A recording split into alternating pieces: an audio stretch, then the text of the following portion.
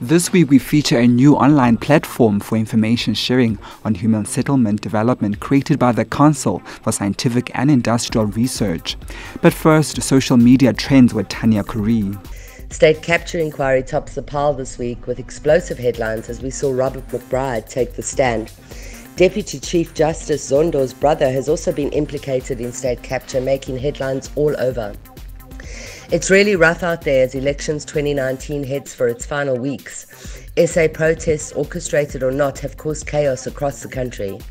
Eskom puts load shedding back on the table, leaving SA exasperated and putting Eskom in number 3 position. And then rumours are rife that the Gaddafi millions were hidden by Zuma, and that makes number 4. The DA walked straight into the Alex shutdown trap as Mashaba refused to see the residents, and yesterday Ramaphosa brought many of the cabinet members to Alex in a political move that is bound to garner votes. Peter Louis Myburgh's book Gangster State put Aish Magashule in the top 10 as the book launch caused such controversy. International stories have entered the charts this week, making 3 of the top 10.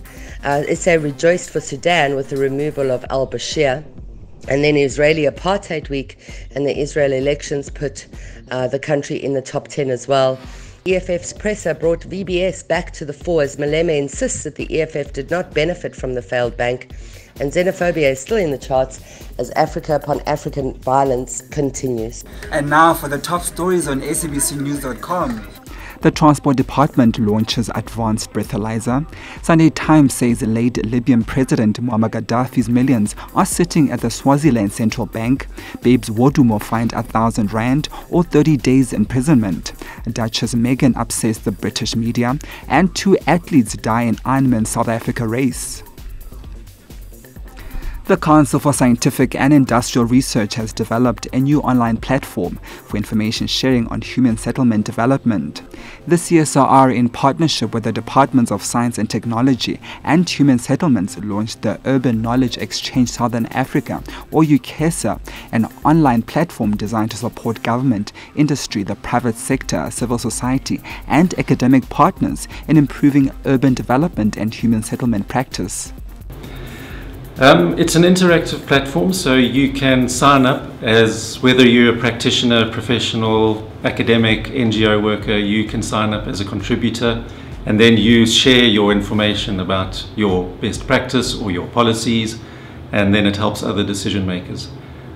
You can advertise events, you can have online discussions, and all of that's designed to help sharing good information around urban development. The researcher says the long-term goal is for people to build better homes.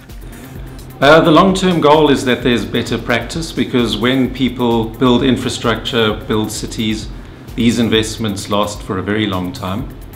And if you have the advice at the right time, you can build better in the first place. So the long term is to improve the built environment and that more people can live in better housing and have better cities and towns and villages. That's all for your look into cyberspace. For SABC News in Johannesburg, I'm Lebo Tshangela.